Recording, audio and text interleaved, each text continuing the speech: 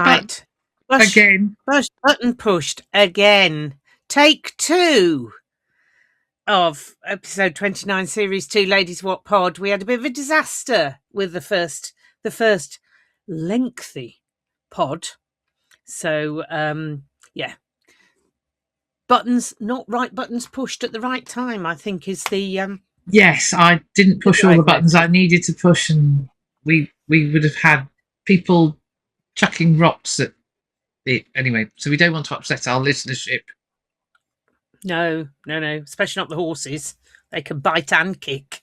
Oh, harsh. I'm sure they're very friendly horses. Anyway, I'm sure they're lovely horses, but you don't want to piss a horse off. They can... No, you don't. No.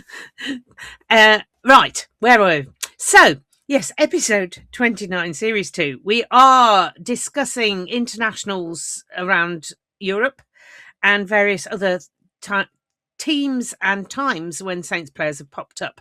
So we're going to start on Friday night. Even though the Six Nations kicked off on Thursday, we didn't have any Saints players involved on Thursday, and we will discuss it later. But it's going to start on Friday night because we had not just Saints players playing, but also a game down at the Gardens at St Stadium, Franklin's Gardens. And it was the under-20s, England-Wales. We had... No, I remembered it last time. First take, I remembered it. I forget now. So we had Aidan Ainsworth-Cave and James Pater and Ollie Scola starting, and Sonny Tungawea was on the bench. And our other two that were in the squad, Henry Lumley and Johnny Wyman, are nursing injuries at the moment. So get better soon, you two. So the other four, well, one wasn't quite expecting to have the involvement he had, I suspect. So, first of all, let me paint the scene of the conditions. Well, it was a recreation of the Battle of the Somme, really. It was muddy. Old-fashioned mud. Not that you get new-fashioned mud, but, it was like an old-fashioned pitch. I mean, it was old-school mud, yeah. The groundsman must be in tears about the weather at the moment because there is nowhere for the water to go. The lake is full. It is nowhere for it. They can pump as much as they like. The lake is full. So they're struggling with the drainage of it. Anyway, and it was raining. Somebody foolishly said to you, didn't they, Julia Wallace, about it not being raining or the raining having stopped. Raining. And I went, no. And the heavens opened minutes later. All right, playing the role of Kerry Lockett. We had Julia Wallace. Yeah. So filthy conditions, and it was. I was going to say it was a night for forwards rugby, but the Welsh, to be fair, in the first half, you wouldn't have thought it was muddy and wet the way they played. Their number 10, who's his name, Carwyn Leggett-Jones. Carwyn Leggett-Jones played a blinder, and they need to look after him and hope that that's not his peak because he looked really good. But the most exciting thing to happen in the first half down England's end was Lucas Friday had done a lovely little chip ahead and was chasing it. And the said number 10, who's you've Carwyn Leggett-Jones. Carwyn Leggett-Jones. Honestly, I've got a blind spot for that name. He was covering back to dot down delightfully, but started sliding and slid and didn't stop sliding. Only the Toblerone stopped his slide. But those of you who know physics know that when there's energy and momentum and it hits something that can move, it moves and what happened when the Toblerones moved, Mrs. J? So the Toblerone moved and I moved. Off my little fishing stool. Now, bear in mind, I am only falling from 45 centimetres. It's not if I fell off the top of a wall. I wasn't really falling very far. But I am nursing an interesting coloured bruise on my... I don't know what Mrs. Saunders is looking for, but I am nursing... Carry on. nursing an interesting coloured bruise on my bum. Yes, so I basically... My fishing stool folded, and I folded with it. And I was fine. The only thing I was very cross about was I landed in a puddle. Yeah. That was, yeah. Oh. That's 45 centimetres. That's 45. That's how far she fell. That's how far she fell. And here is fishing stool all folded up. So, so I wasn't falling very far, and which I was quite grateful for. Here you go. This is what. There you go, Mrs. Saunders. Slightly under 18 inches for those of you who do old money. And it's a great little fishing made by a bunch called Walk School. Anyway. Mr. Leggett Jones slid towards me, and I knew what was going to happen, so I had actually worked out I'm going to fall. This is the last it's going to happen, and I'm going to fall over. And I duly did, and went down like a sack of spuds, and did my best beach whale impression. Now, the first thing I need to do is to say thank you to an awful lot of people, because first person is actually Mr. Leggett Jones. Because having decided that he hadn't managed to break anything of himself, he appeared over the top of the Toblerone to ask if I was all right, followed by the Welsh medic. So thank you there. But the lovely Lizzie Terry, who is actually a familiar photographer to lots of Saints supporters, because Lizzie did a lot of the World Cup and actually won was a finalist in the World Sports Photography Awards off the back of it. She's a great photographer, works a lot with Sail Sharks Women and Sail Sharks. I haven't seen Lizzie in ages, and I've seen her several times in the last few weeks. But she came to rescue me. She described it as doing her best Mrs. Doubtfire impression. So there you go. I have learnt my phone went absolutely crazy. So it was lovely that everyone cared so much. It was very kind. I got messages from all sorts of people throughout the game. How many people were watching the game is all I can say. Because my phone went absolutely nuts. And I have to say, I did rather lose concentration on the photography. The photography kind of took second place. I was covered in mud. My cameras were covered in mud. I've cleaned them all now and everything's fine. My coat was covered in mud. I had a wet bum. I was really not in the mood. So I didn't do as much as I would normally do in a game. But to be fair, in that first half, there wasn't a lot to do for England. No, not that. Certainly not down our end. It was very, very dull. No. That moment with was the highlight. What I would say, shout out to Joe Gordon, who sent me a message saying you're a meme, because I learned that yes, I did appear on several social media platforms, including TikTok and Instagram, where I think I had 80,000 views on TikTok. And my Mrs. C, my beloved daughter, made contact with Mr. Carwyn Jones's brother, who was going to pass on the message that all was well. So yeah, it was lovely. I got lots of messages from players, including on Saturday when I was doing the Charlie Olcock, who walked past down and said, "You're right, Claire." Yes, I'm fine, Charlie. Thank you. Several of the under-17s and under-18s, likewise. So, as I say, who was watching this game? It must have had a huge audience. That's what it feels like. But yeah, no, I'm fine. Everything's fine. Nothing's broken. As one of my photography colleagues said, see, Nikon, doing anything else that are broken. They are built like Chieftain tanks, and I was quite grateful. The only person I've got a bone to pick with, and I did pick that bone, was Nick Heath, who called me he. Times has he seen me sat in that place at the Gardens? Seriously. Anyway, he did apologise, having realised his mistake. But we'll forgive him. The weather got in the way. So so that was the most. I believe you said that was the most interesting thing that happened in the first half. In terms of that down that end. Meanwhile, the Welsh were skipping about and went in. We went in at half time with them 16-0 up, which was not looking good. And they were very pragmatic. They took the penalties in the he's a good little goal kicker as well as he ran the line pretty well.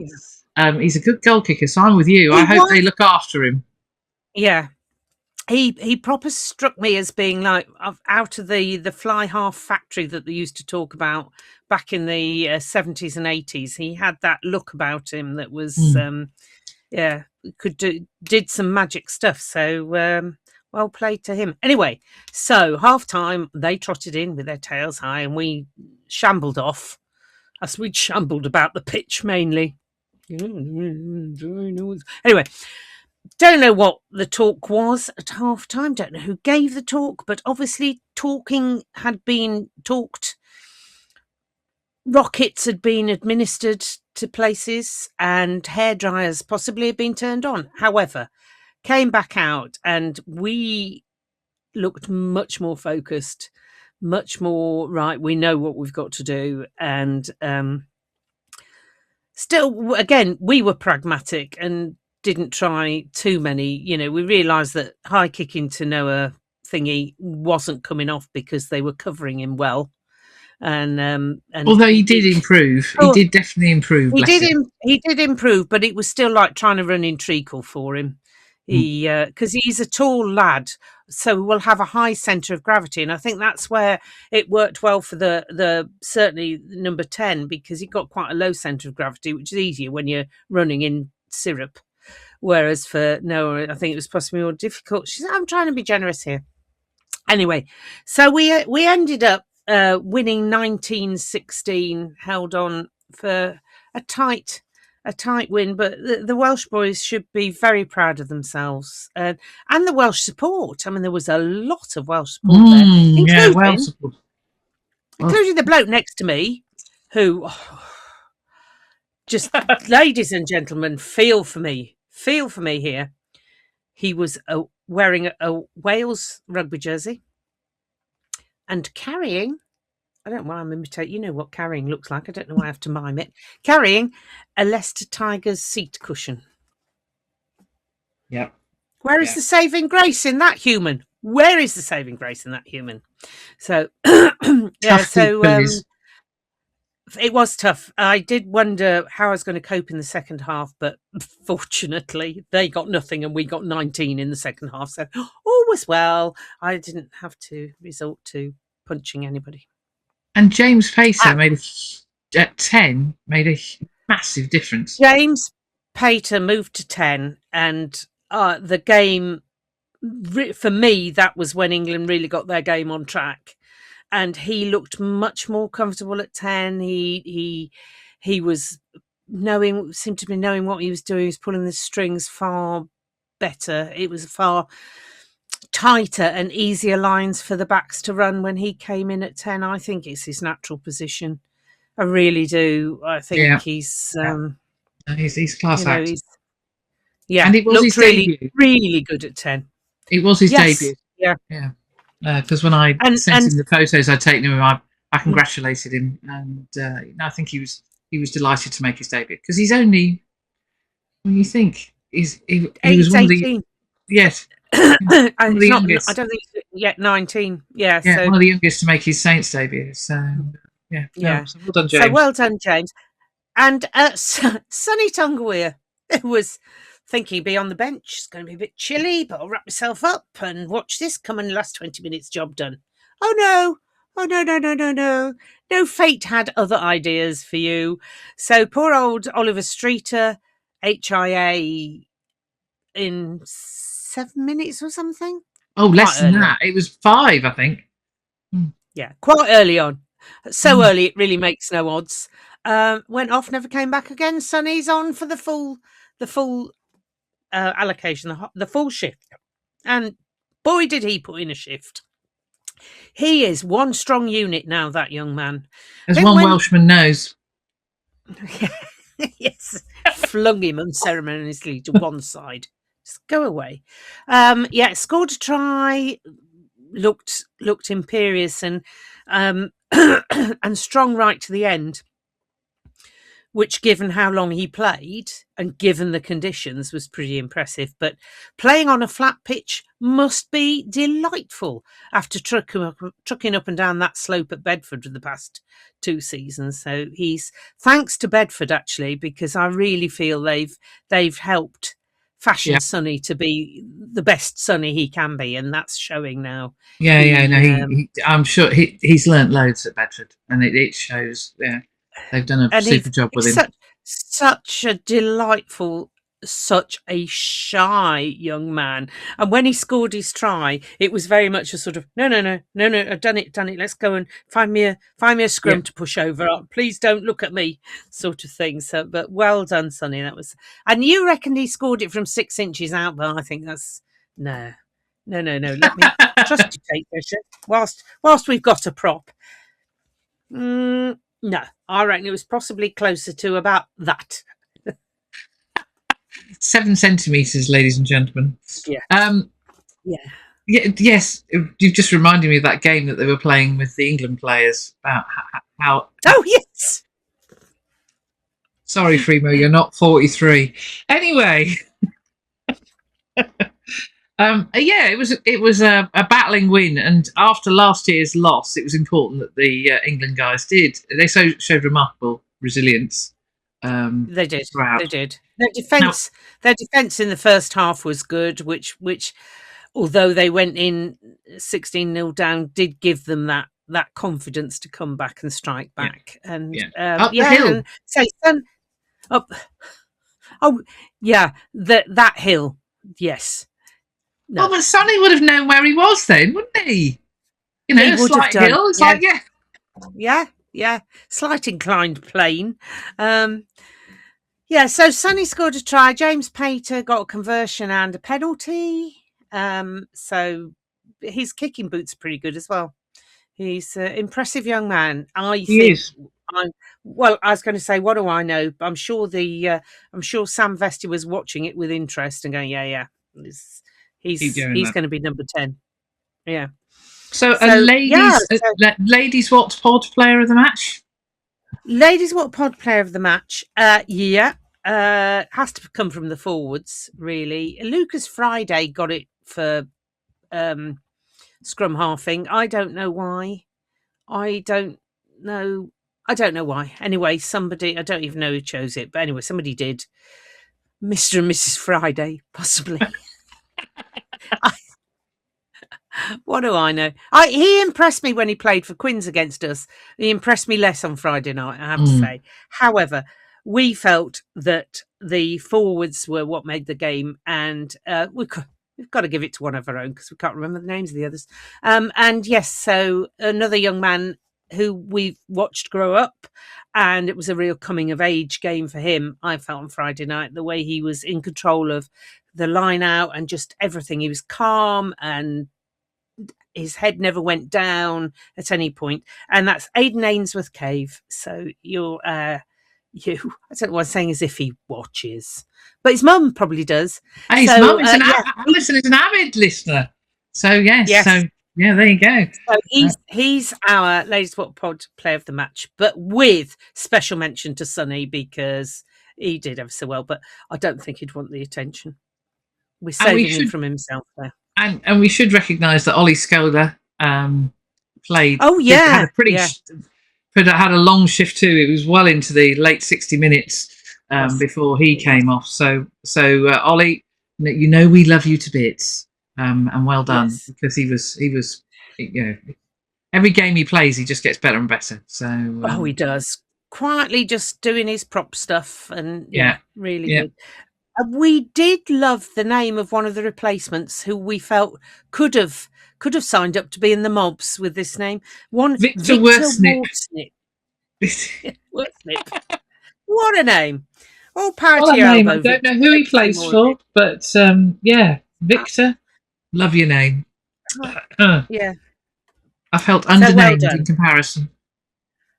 Always, never knowingly, but always.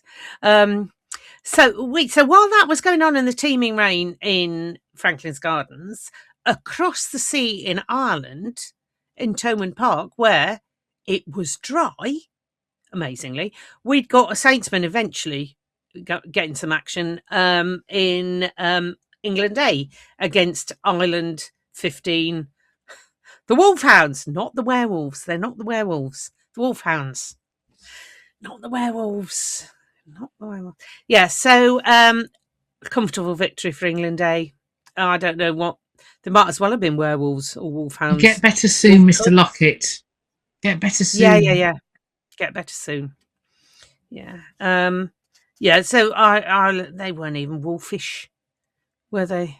Ireland, they were very, No, very it was a soft. bit of a cricket score for England, Mm, and Liz and I are partly being quite so downbeat because we're slightly baffled as to why the Ginger Ninja wasn't in the yeah, starting 15. He was in the yeah. 23. Why he wasn't starting, I've no idea. It just doesn't make any sense. And Bearing in mind, Europe think he's up there with one of the best, as he's up for the Investec Player of the whatever tournament month, yeah, whatever, just unbelievable whatever. that he So we isn't. have Yeah, a yeah. Anyway, and we don't want to pick out individuals that shouldn't be there. but I'm Taking them sure on. the Hendies, Rob and Laura, would have enjoyed their trip I'm sure that I've never knowingly left a under rugby trip trips. untripped. Yeah, so that was Friday night. There was another game. We will talk about that later. There's another game going on Friday night, but we'll talk about that later. So next day we had Saints players involved in Rome, Italy versus Scotland. And we'd got a starter for Italy. And this is not something you ever expected. This was not on your rugby bingo 2 seasons ago, was it? A No. starter for Italy. And you might have thought somebody on the bench for Scotland, but possibly not this player.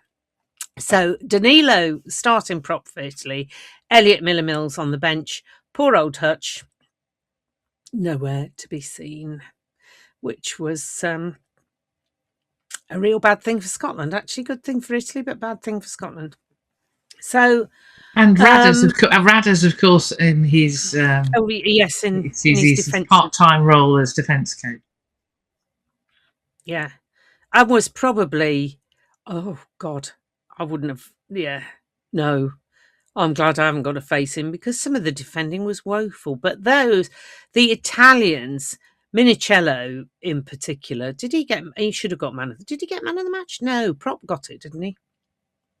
Prop got it. The other prop got it, I think.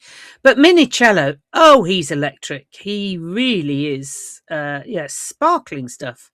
And you can see why Edo fits into their setup so well because they play some fizzy stuff, rapid stuff. So Italy, what was the score? They were well up at half time, and then Scotland came back in the. We thought it was bad on Friday night, but in Italy it was Glasgow level. Coming straight down, which was the only benefit. It was hailing at one point, and there was a lot of standing water. It was unbelievable. They were the commentators trying to excuse Scotland's lackluster performance because of the weather. And you think, they're mainly from Glasgow. We know what the weather's like in Glasgow. Both teams were playing in the same conditions. I mean, it was just unbelievable. Unbelievable. And anyway, so Italy clung on. It was 29 phases in the final. The clock was in the red, and Scotland were going for it. 29 phases before something happened, and it was all over. Whew! I was shouting at the telly a lot because I love Elliot, but I did want Danilo to win. I thought Italy deserved it, to be honest. Didn't think Scotland did. So Scotland went into this real bullish. This was one of the best Scotland squads. We're great across the board, which is why we've dropped Hutch. They didn't say that last bit, but it is the only explanation, which I don't think displayed itself on the pitch. But there, I am biased. Anyway, so that was Rome. You had a little exchange with Danilo, did you not? Sent him. I did have a little exchange. I sent him a congratulations message, and yes, and said, "Well, the conditions were perfect for you," with a Saints emoji and a Fishgetti. Fishgetti. Yeah. Yes, and I got a lovely in Italian thank you. A million thanks. Grazie mille. I say 1,000 thanks. Yes. Grazie mille. Yeah. Yes. But he's a happy boy. So, and I'm not surprised because he had a really, really good game. He did have a really good game. Really good game. He's a blasted nuisance, isn't he? He is. He's a pain. He's a pain in the posterior, and it's brilliant. Yeah. I hate to play against him, but then I never will. So, you know. No, fortunately. So moving on. So that was like the appetizer. Moving on to the main course, which was at Twickers, England, Wales, where we had yet more Saintsmen involved. Yep. So, who do we have? So we got the centre partnership of Dingers and Fremo. See, fortunately, as well as Dingers and Fremo, which isn't, to me, it doesn't quite go together, and not like Dingers and Hutch or Mitchell and Coles, the high class grocers. But they were both there, so that was all right. But Dingers and Fremo Dingers did an amazing job, and Fremo, considering he's really a wing, playing in the centre, plugged the gaps and then some. You know, their defence was good. Not that it needed to be that good, to be fair, because mainly the Welsh had dropped the ball, had done something amazing before they even got to being tackled. It was very, poor old Wales. And I do feel sorry for the Welsh supporters and everybody bar the WRFU in this whole sorry mess, sad and sorry mess that just seems to be going from bad to worse. And I absolutely used to loathe going into school in South Wales on a Monday morning in the 70s when we'd been lucky to win a line out. But even when when England lost, it wasn't the beating like this. It wasn't the complete. We were beaten by better sides, but it wasn't an inept performance from England. It was horrible to watch. And poor Dan Bigger, lovely Dan, when at the end of the game, when Mark Pugach talking to Johnny Wilkinson, talking to the panel about how England played, and then turned to Dan and said, "So, should we talk about the Welsh performance?" And Dan said, "Well, I was hoping we could carry on talking about the English performance, really," in his Welsh accent, which I won't even try. So, yeah. So to my Welsh friends, on the one hand, obviously glad that we won. On the other hand, my heart really does go out to you, because this is such a mess, and it's not the supporters' fault, and it's not the players' fault. And Jamie Robertson was getting some serious stick on social media for daring to be a pundit, as he is part of the current mess. But if you can keep hold of Leggett Jones. Hey, well done. Yes. Well done. And build a team around him. If he goes, if he carries on as he played on Friday, then the future is looking a lot brighter. But who knows? He'll probably think, I don't want to be a part of this mess. I'll go and play for somebody else. Yeah. Bath, Newcastle. Anyway, they're probably going to have to change the eligibility rules. They're going to have to do something, because it's not sustainable what they're doing at the moment. It's not working. Yeah. It really isn't working. Yeah. So what can we say? I mean, Fremo moved out onto the wing at one point, and scored a delightful try to end the game, but that was quite late on. So England were just running happily around the place, doing whatever they wanted, basically. Mitch was giving. Now this is where George Ford was in a Saints sandwich, really, wasn't he? But he got wonderful fast ball from Mitch. Then he got the security blanket of absolutely rock solid Dingers. So he could do whatever he wanted, knowing that one of them, if there was an error, and I don't think there was in his whole game, but that one of those would be able to sweep it up and clean it up without any mention. I mean, they just... it just worked. And those that don't get really Fraser Dingwall, it was just poetry in motion. He created 2 tries. Watching. It was brilliant rugby. His rugby brain is just Oh, it's wonderful to it's watch. his Absolutely positioning is wonderful to absolutely watch. fantastic. And Luke Cowan-Dickey, go and throw yourself at a wall because, Primo scored a fantastic try and you idiot with a neck roll. As a result, Yeah, it got two. chalked off. Actually, two. He was lucky to still be on the pitch. Actually, I don't quite know how he was still on the pitch. That should have been at least a yellow, if not a 20-minute red. Yeah, I just thought it was. Anyway, I mean, it wouldn't have made any difference if he'd been after. We could have been down to 11. It wouldn't have made any difference. It was. But we've got such. I mean, we've got a very mobile pack now, haven't we? Yeah. Very mobile Yeah, pack. And you've got the likes. No, we had a very mobile pack until Itoje came on. Then his mobility was come on, go off again, sit down, and playing the role of Dan. It was Dan Frost at Bath that got binned at 30 seconds, and playing the role of Dan Frost. Mario Itoje, who barely made it into one scrum before he disappeared. Yeah, nonsense. The bomb squad thing didn't really work this time.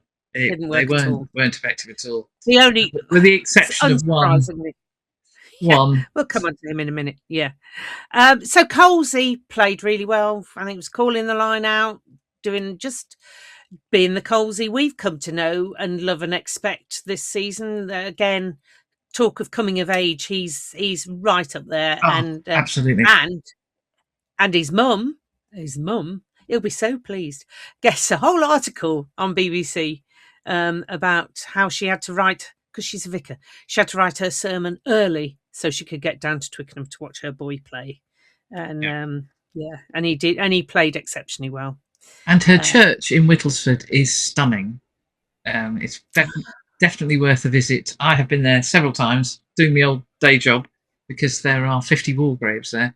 But Whittlesford Church has a beautiful, beautiful stained glass window that was installed during just post COVID, and it's absolutely beautiful. Well worth a visit. A lovely, lovely church.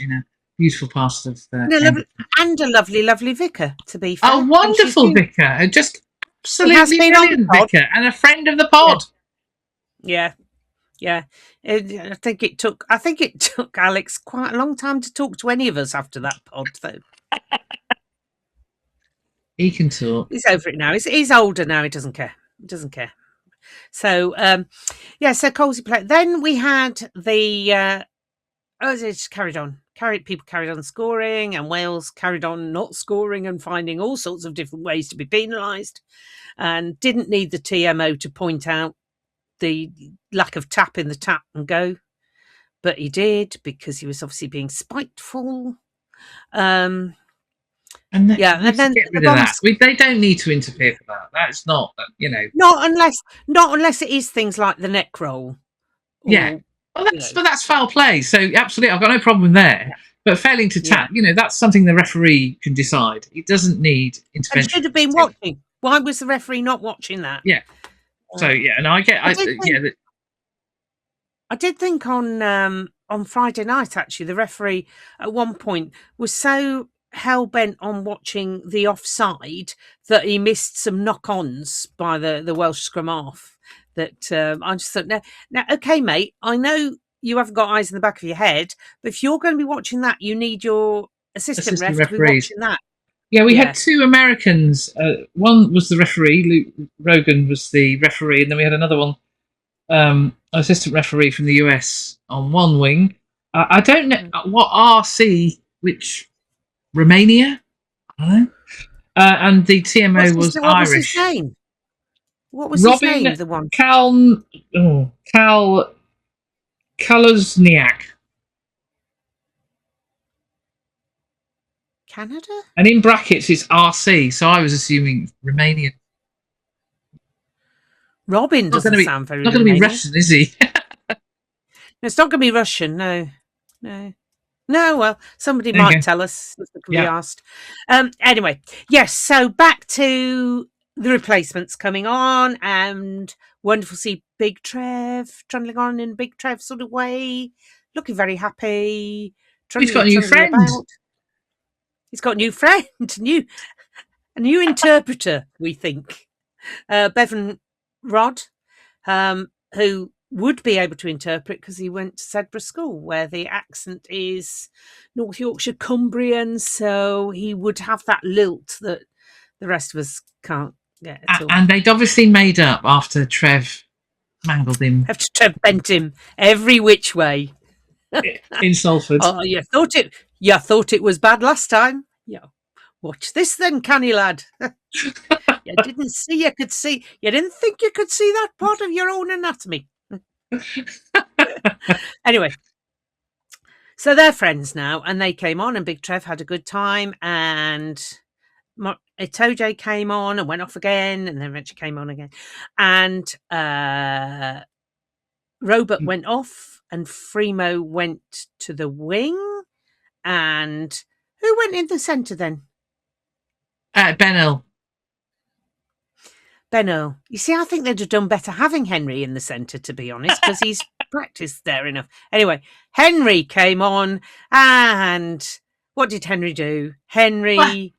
Well, he effectively scored in the corner because the Welsh lock, was it, was so freaked out that he high tackled him and it was a penalty try. Absolutely. Absolutely panicked. Oh, you could see the minute he came on, the Welsh going, oh, no, not him, anybody. Oh, no. Oh, it's all going to go horribly wrong. And it did. And, so Henry's try was chalked off, but he'd done enough and he did enough.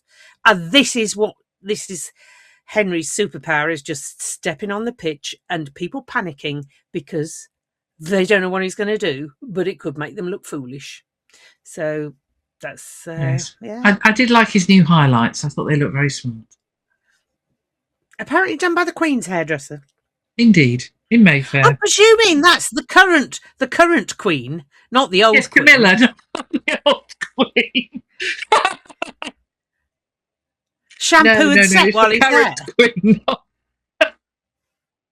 And they only found out that he was talking in an article in the Telegraph, and they only found out after the article was published. So they put it on their Instagram. So you see, free advertising. Well done, Henry. Yes. Everybody else in the squad had a haircut from Ellis Genji's dad. Yeah, I wouldn't. But talking of Ellis, so we had the experiment this weekend. The experiment of the adverts during playtime. The adverts with the split screen, which you and I talked about before. Well, we talked about it twice after my hiccup. Yeah. Now, in the French game, it didn't really work because you had a long-range shot of the preparation for the scrum, and it kind of discombobulated everybody because it was, what's going on? Whereas in the England game... You didn't watch either. It was just like, your brain was a bit work out what was happening. Yeah. Yes. Whereas in the England game, clearly the production team had worked out what to do. And so they spotted that Ellis Genge was attempting to tie his shoelaces. And somebody must have said to somebody, oh, you'll have loads of time there. Yeah, no, do it now. So whilst Ellis is trying to work out which lace goes over which lace, we were watching rainbows with Virgin Atlantic. And the production team was spot on, because by the time we'd stopped being rainbows, Ellis was still attempting to tie his shoelaces. No, that's not worked. So, turn up then. Colsey! So, well done to ITV for spotting that. Yeah, that would have been the most boring bit of the whole international, and actually putting on an advert then made no difference to anybody. And we, my IT department spotted, because there were two adverts they kept playing. One was for a Samsung phone, and the other was for Virgin Atlantic. The Samsung one, my IT department asserts, is a repurposed football one. There's a group of people watching sport on their phones. So they didn't even run to actually recording a new advert. They just changed what was going on. Why bother? Well, quite. It makes sense to me. Yeah, so it was a El Cheapo repurposed advert. Well, particularly as you might as well get rid of one. If it's never going to be run again, it doesn't matter, Yeah. So So all in all, Saturday was a good day if you were Italian or English. Not so bad not so good if you were Celtic. So pick yourselves up and go again. So Scotland have the joy of facing England next up in Murrayfield, but they'll be thinking they can be better. I'm thinking they can be better as well because they were pretty bad. England might have to get out of second gear for this one. We'll hopefully. Oh, they're going to have to be a will. lot better. Yeah, they're going to have to be a lot better. Hopefully they will. And the Irish have nowhere to go, really, have they? I mean, all three of their teams over the weekend lost. The Wolfhounds, not the Werewolves, the Wolfhounds, the first 15 and the under-20s were all suffered quite convincing defeats. They weren't even little defeats; they were big defeats. No, so they were big defeats. Irish rugby is in a state of trauma. Andy Farrell. Oh, at Thomond Park, they showed him on the telly at Thomond Park on Friday night. I mean, that must have been a rapid journey home, and he was sitting in solitary isolation, splendid isolation. Solitary isolation. It was stupid. Get your words right. Splendid isolation. I think mainly because nobody dare go near him. Really, he was looking like not a bulldog chewing a wasp that had been coated in lemon juice. I mean, it was not a happy camper. But there you go. You reap what you've sown, Andy, don't you? The French, on the other hand, looked frighteningly good. My God! There was a familiarity to some of the stuff that went on in the first half. Some of the people. Stade de France. Yeah.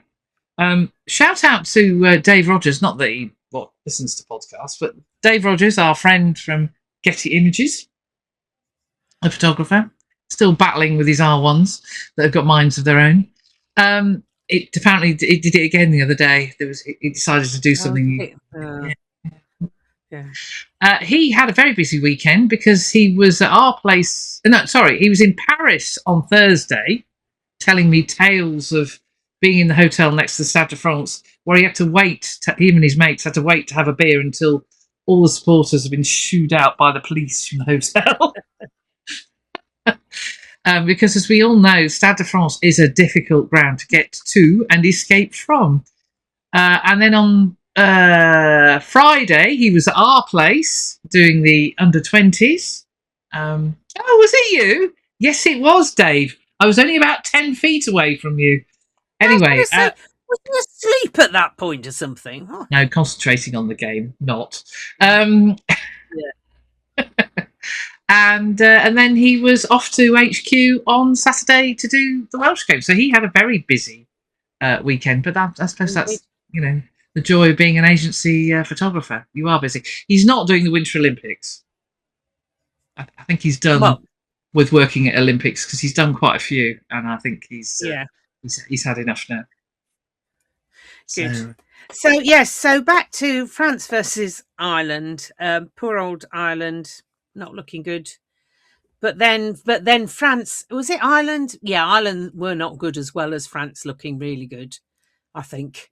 But the dependency on Leinster and their dependency on not bringing players through, they are now reaping the whirlwind.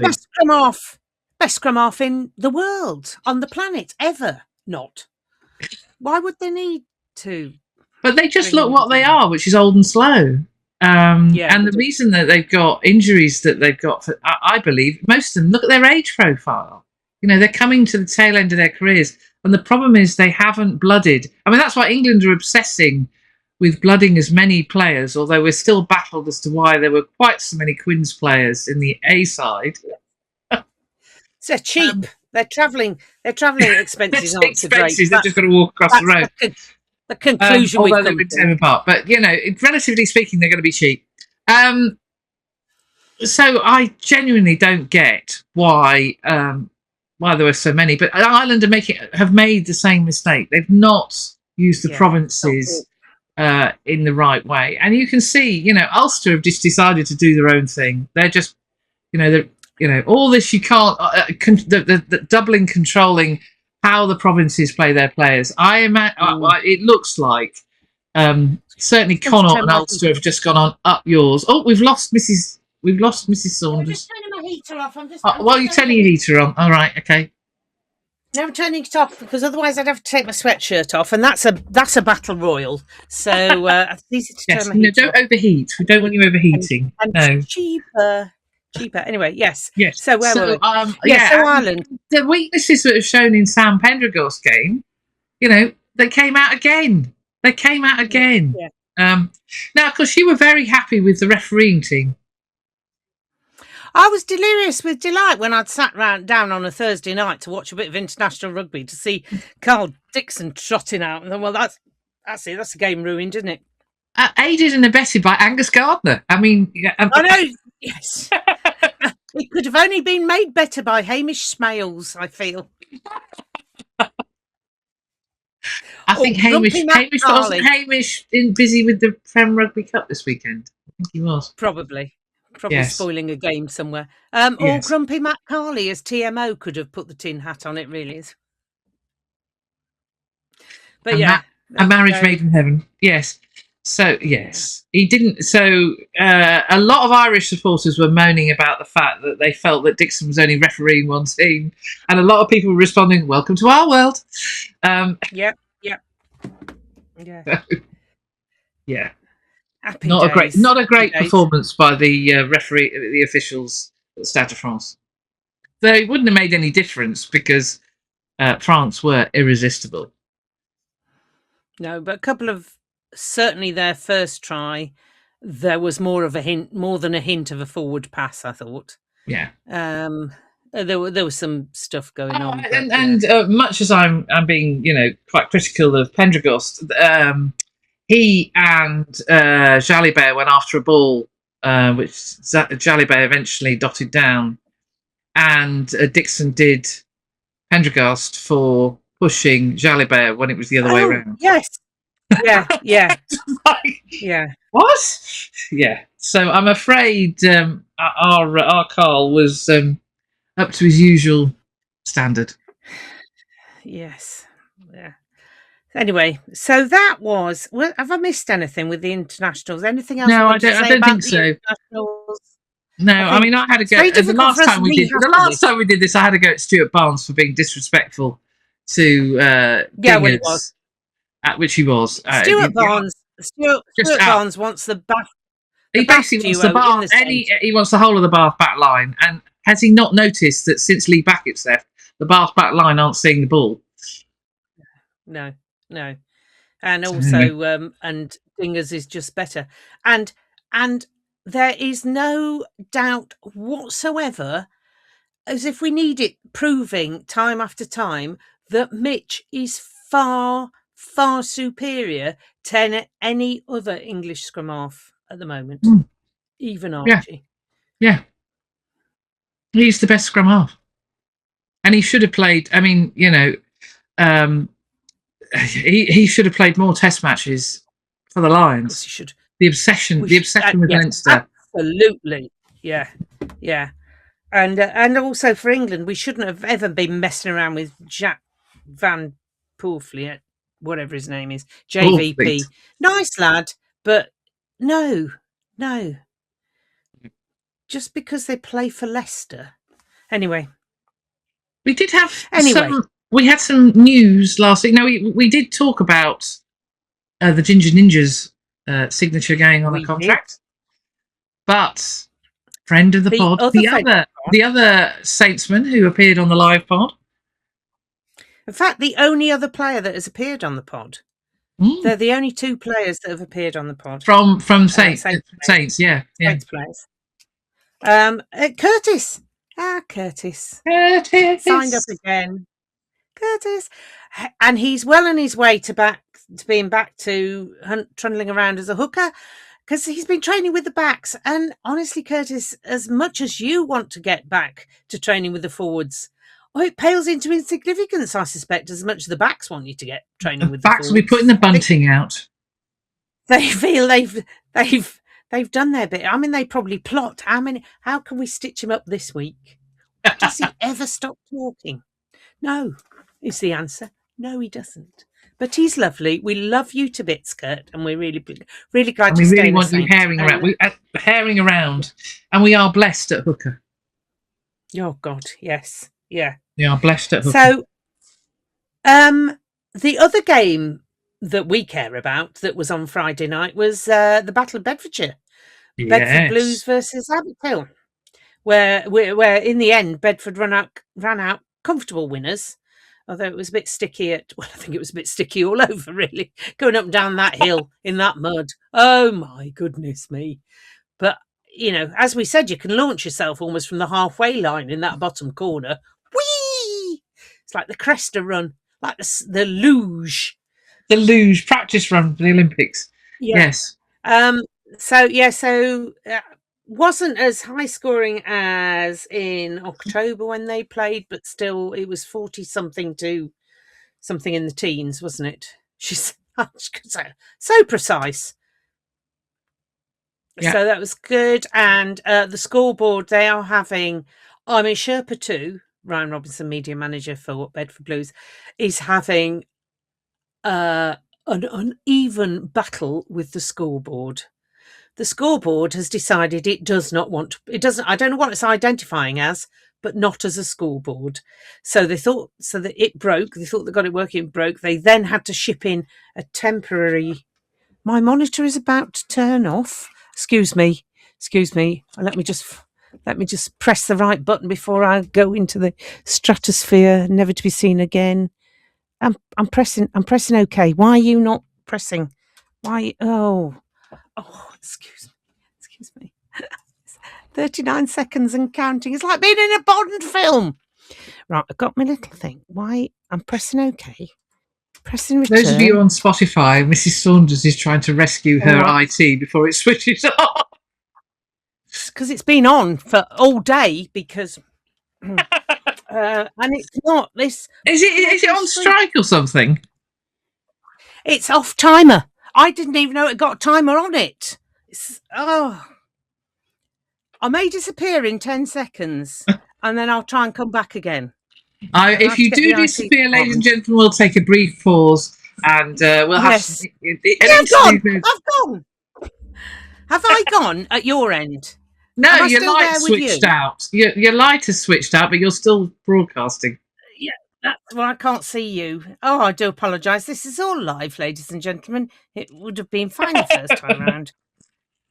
No, oh God. We might be back. Oh, hello. She's back. She's back, ladies and gentlemen. Not that she disappeared, really. But for those of you on Spotify... Oh, hello. Oh, there we are. We're all you disappeared from me. I was in the dark. No, you were still broadcasting. Don't worry. You were still connected. Yeah. You were still... Yeah. Oh, it's been one of those days. Anyway, so poor old Ryan, big scoreboard, broke at the 11th hour just before the Coventry game. They got a small scoreboard in that people complaining couldn't be seen from various parts of the ground. Well, you were lucky to have any scoreboard at all. They'd been working to the wee small hours to get it up and running. And then they thought they got the big scoreboard back up again, but I think it decided, the remote control decided. It wanted a winter break, didn't it? It is gone. It's ahead of you. It's doing a recce for you in your holidays. Yeah. My holidays.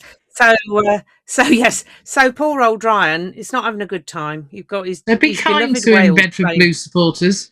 Look after the lovely Ryan. Yeah. Because he's been getting a bit of stick, and it's not. Believe me, he would love to have the scoreboard back. Well, actually, the scoreboard's not playing nicely. He'd be happy to go back to numbers on a nail, to be honest.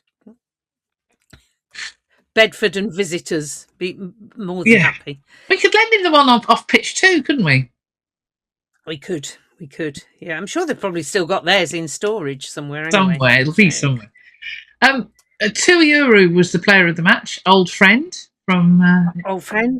Yes. And he scored a try, and various other people did as well. Yes. So it was a bit dicey at half time, but it was a comfortable win and 5 points in the bag. And so well done to Bedford, who retained their second place in the champ.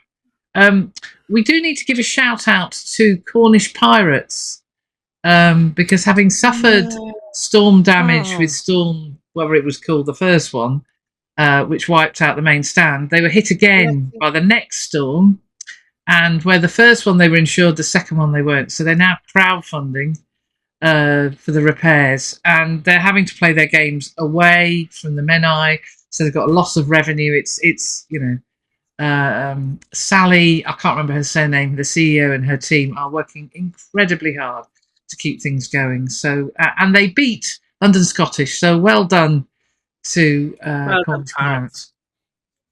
And we also learned that Cambridge, the Blood and Sand, are going through some difficult times as well. Yeah. They've had a really tough season, and it's the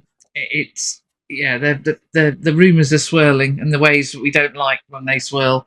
But we send our love and best wishes. We need rugby clubs to do well, and Cambridge are a lovely club, the Blood and Sand, and so we wish them well. Okay, so moving back in time to last Wednesday, was it? Tuesday. When you went off to Tuesday to the under-18 sevens competition. So when we talk about Ireland not having the process, everything we've heard about Saints recently has been this process of bringing young players on, that doing things the Saints way. And we heard Julia talking about it. We've seen it in interviews with people about how they're brought on. And you were sort of been watching this week the beginning part of their adult journey almost, haven't you? So yes, it's been fascinating. Yeah, so Ben Lawrence and his team were run a series of sevens events throughout East Anglia. So last week it was the under-18s at Oundle School. My God, there's posh. Under-18 sevens. 35... Do you know they had Terry Cobner as their rugby coach, really? Rugby master at one point? Yeah. Back in the very impressive. In the late 90s, mid 90s. Yeah. Very impressive. Well, it was a very impressive. There were originally 36 schools, but on the day there were 35. Didn't make much difference to me as I ran up and down the hill trying to get photos of. It's a lot of schools, and a lot of them have very similar kits. So I spent a lot of time going, have I done them already? Because basically I was trying to collect 35 schools. It was like collecting stamps. Rugby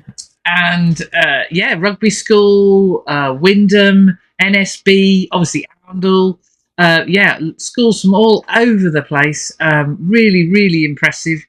And it runs like clockwork. They know how to do this thing, our community team.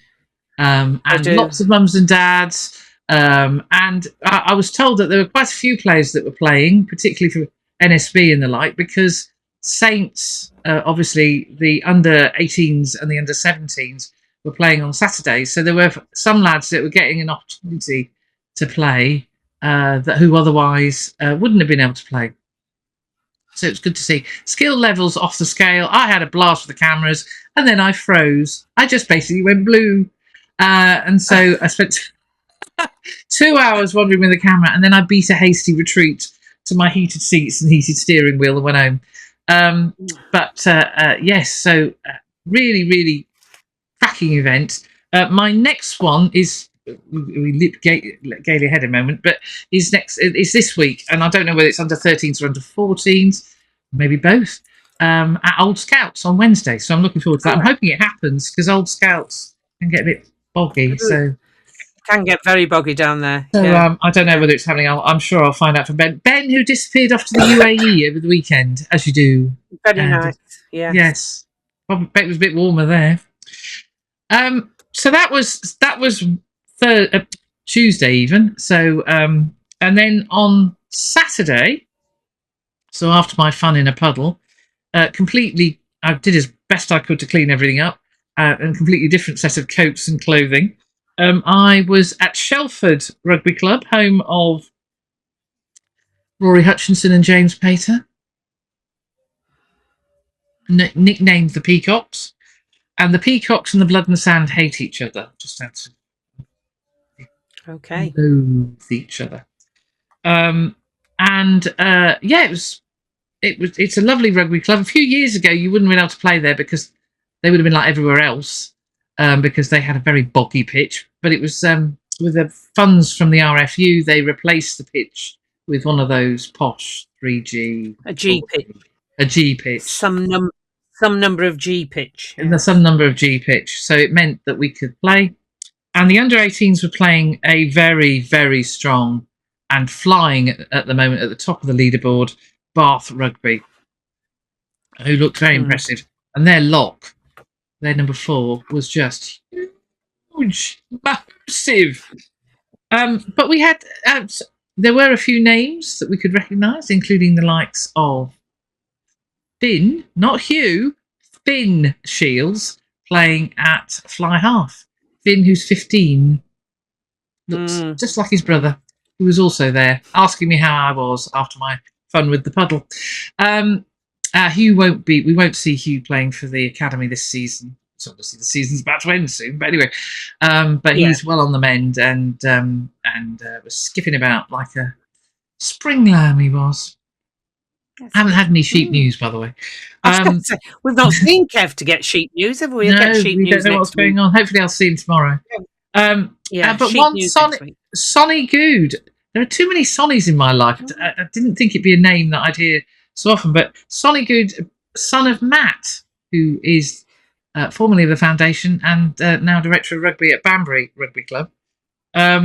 Sonny was playing outside centre and played really well.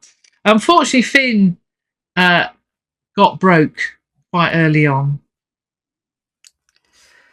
Yes. So it didn't look devastating, but it did look like he had to leave the pitch. And the lad that replaced him, a red-headed lad, didn't have a number on his back, so I've got no idea who he was. But I had fun. It only rained a little bit, and then actually we saw blue sky. I wonder what it was in there. Yeah, it's true. It's true. So the under-18s, they battled hard. They went into at half-time 19-0 down, and they came back to lose 24-33. So it was a really creditable performance. They worked really, really hard. Sonny Good scored a lovely try, really nice break. And they will have learnt loads. And it was fascinating listening to Hoppers and Charlie Reid talk in the huddle post-match, because they are entirely consistent with the messages to the lads. It's about learning, it's about developing, it's about putting your skills under stress, and it was great to see. Yeah, it's a great learning environment, and it was great to see. So after the rather bad loss that they had at Quins, it was good to see that they came back and really they won the second half, didn't they? They won the second half. Absolutely, they did. Absolutely. The under-17s, God knows how old they were, because most of the under-18s were 16, so it was all getting very confusing. The under-17s were playing an invitational squad from, quote, the Midlands, and who looked a bit bigger, older, and but they, again, likewise, battled really hard, would have learnt absolutely loads, and it was fun to shoot. So, and they're back again on Saturday. Under-17s first at noon, and then under-18s. It was getting a bit dark by the end of the under-17s game. The sun was getting close to setting, so it was a bit gloomy. And anybody who knows Shelford Rugby Club knows that the sun sets at one end. So basically we had a blaze of sun behind some trees, and then effectively the ground was in shade. So it was, a bit dark. So, but it's good fun. And so well done to all concerned. Great to see the coaches, Reece Marshall and Charlie and Hoppers and Sam Turner, who does obviously some of the community stuff. So it was good to see. Oh, yes. Oh, and Max Diminy, who we often see. So it's good to see. Hang on. Just talking about coaches and people. England A, did I see Ben Rhodes doing stuff with England, eh? Oh, did you? Oh, was he out in Towman Park? I don't know. I haven't seen it. I'm not sure. There's somebody who looked very much like him. Because Oh, we haven't mentioned on the coaching side of England, huge Saints and ex-Saints contingent, of course, because there's Trammer, James yeah, Craig, yeah, and Fergs was there as well. yeah. But Fergus actually went in the end because he wasn't going to go originally. Oh, good, Yeah, he was there. Yeah. So, good. and I say, yeah, so And they snuck out of Ben Rose. Well, I'll talk. I'll make a note of that and have a chat with him. Where have you been? What have you been check up that to? out. Yeah, been anywhere interesting? You're a good I may trip, have been.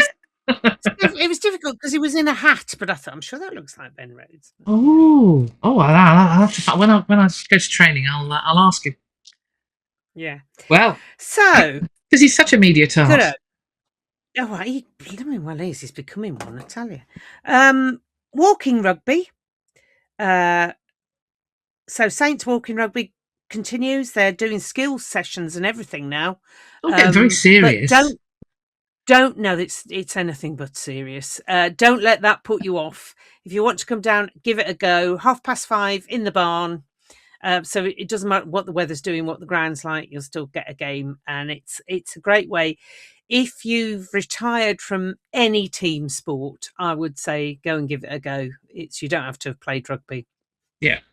And My IT department created 2 tries in playing the role of Fraser Dingwall in the Walking Rugby team. We have Dr. T with no-look passes, which he explained the reason that they were no-look is he couldn't get his neck round. Baron doesn't go there anymore. My IT department did score a try. He did score a try, so that's all good. They're getting very good. Contributions from both. Yeah. Towcester minis, well, all outdoor training matches, whatever, were called off because there was a lot of deep water and a lot of small children, and the two do not coincide unless you're running a swimming gala. So that was cancelled. But Towcester Under 11s did have indoor training, and this is one small boy's take on it. Today we had a training session in Spawn again. Hopefully it doesn't get cancelled next week. It's a game against someone. Old Scouts. Hate them. Well, it was a good training session, I think. My head hurts a bit. Someone threw a ball at me. Like, right here. I think my lip's bleeding. But, it was quite a good session. Apart from one drill confused me a bit. And then we did a few rugby netball games and I hit this thingy which I did at school. It might not, well, it probably looks bad. It doesn't hurt that much unless it gets hit. And apart from that, it's all good. Well, so there we go. And you will see there's a bear coming into shot there, small Saints bear. He's called Finn, after Finn Smith. And the reason why he is there is because yesterday, just before they did the video, Finn Smith was moved over from rehab into the main squad. So Finn Bear felt he ought to be in on the media day for his boy. So there you go. That's the reason why that bear's there. And get better soon, Ferbs. Yeah, what have you done now? Dear Lord. Poor boy. Can't catch a cold. Well, he probably could catch a cold at the moment. I was going to say it's the one thing he could do very easily, given what he's going through. Yeah, very easily. Be flu. Wouldn't be a cold though, would it? Poor lamb at the moment. It'd be flu.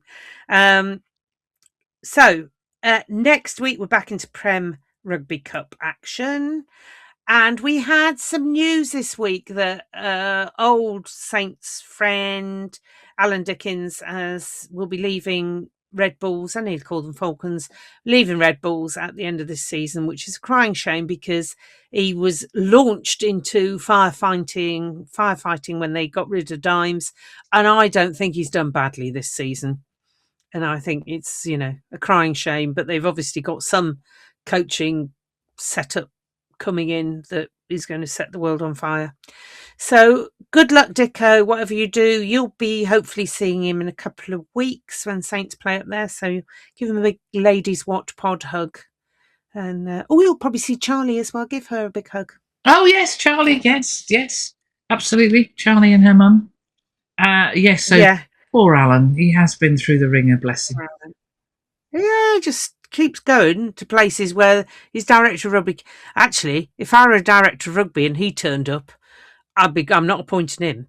I don't care if he's in. I don't care what his CV says. He turns up, the director of rugby goes. It's not happening. Poor Alan. Oh bless. But yeah, Saints are off to the stoop. The stoop. They stoop again. They stoop again. And they've had to bring in 4 guest players as well, although theirs seem to come from the lower leagues and are somewhat older than probably will be, I imagine, will be going through the academy. Who knows? Those sevens players at Oundle could be called up. Yeah. I was going to say, God only knows who we'll put at prop. We seem to have lost props. Oh, no! Oh, you've gone green. Hold on. You shouldn't have gone green. What have you done? Panic. Oh, I'm sorry, ladies and gentlemen. What I'm going to do, ladies and gentlemen, for those of you who...